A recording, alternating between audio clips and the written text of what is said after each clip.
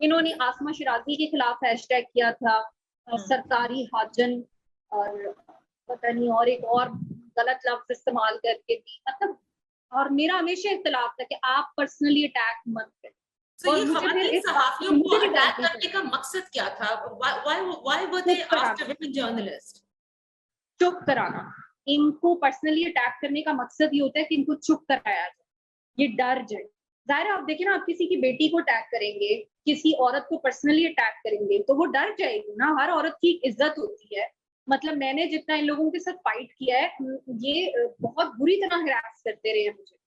तो लेकिन वो ये था कि पता नहीं, शायद मेरे अंदर वो था गट्स से या क्या था कि मैं इनसे कभी डरी नहीं। लेकिन ये एक्चुअली डराना चाहते हैं, बहुत सारी औरतें डर जाती हैं।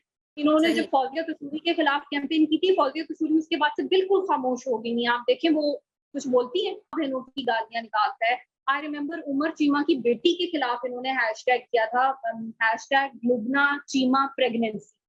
अब कोई अल्लाह का खौफ उमर करो। चीमा, आप जर्नलिस्ट की बात कर रही हैं? उमर चीमा या जी, वो जी, जो इसकी जर्नलिस्ट गवर्नर है। है? जी, जी, वो जर्नलिस्ट है। उनकी जर्नलिस्ट। बेटी के अगेंस्ट, मतलब आपको कोई शर्म है? अगर आपको पर्सनली कोई इख्तिलाफ है तो रखो। आप किसी को इतनी, और उसकी माँ, बहन, बेटी तक क्यों पहुँचते हो आप? मैं अब अक्सर लोग ये भी पूछते हैं कि आप अब जाके सब कुछ क्यों एक्सपोज़ कर रही हैं? तो मैं अब नहीं कर रही, मैंने तो उसी टाइम से बोलना शुरू कर दिया था।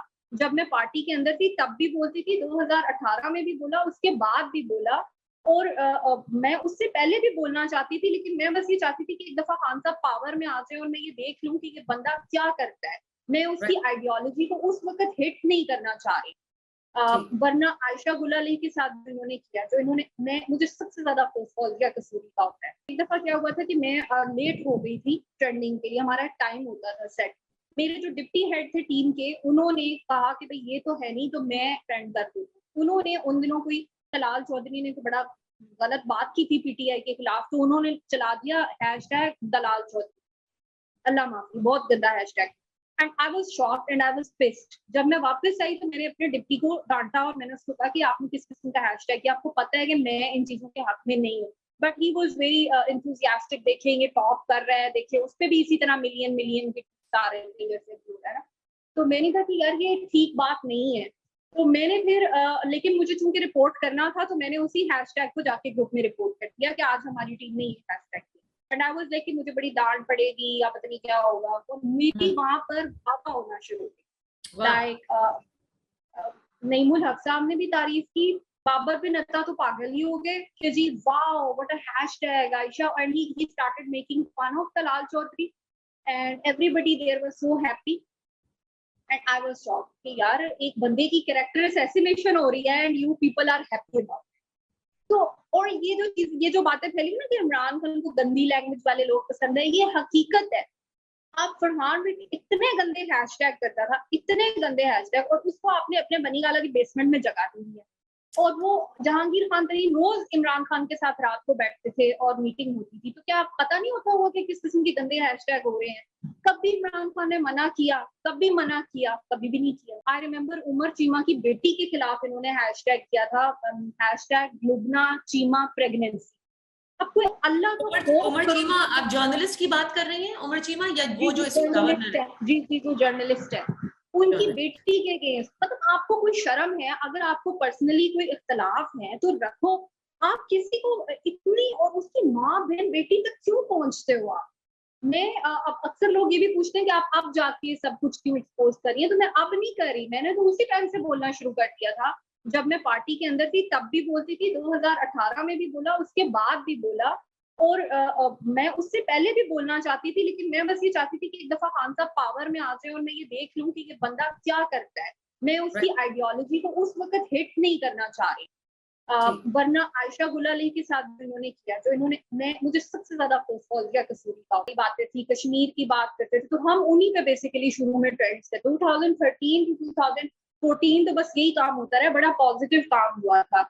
लेकिन उसके बाद जो है ना, फिर हुआ ये कि जो जहांगीर खान तरीन है, उनकी टीम सामने आई।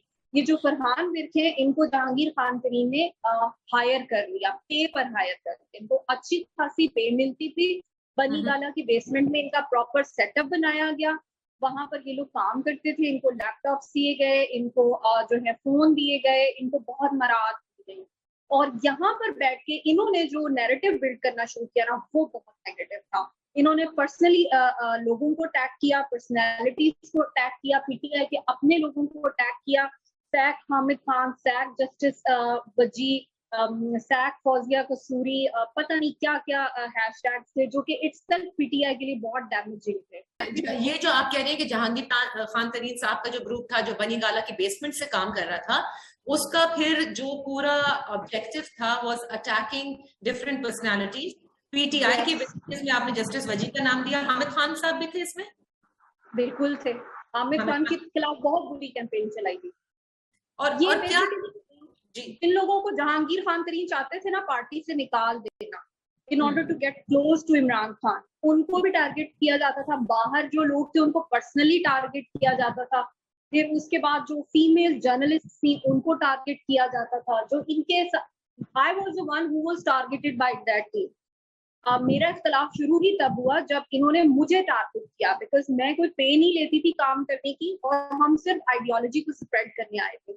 लेकिन इन्होंने पे लेके गलत काम करने शुरू कर दिए। ना सिर्फ गंदी गालन गलोच और लैंग्वेज इन्होंने लेके आए, प्लस इन्होंने पीटीआई को तोड़ना शुरू कर दिया एक तरीके से। जो आइडियोलॉजिकल लोग थे वो पीटीआई को छोड़ के जाना शुरू हो गए। तो मैंने इस चीज को एक्सपोज किया, जिस पर फरहानवीर एंड कंपनी ने मुझे बहुत ज्यादा धमकियां दी, मुझे थ्रेटन किया, मुझे हरास किया, मेरे अकाउंट सस्पेंड करवाए गए, मेरे फॉल्स डॉक्यूमेंट्स बनाए गए, बट नॉट। और जिसपे जब मैंने जहांगीर खान तरीन से राब्ता किया तो he said I can't do anything about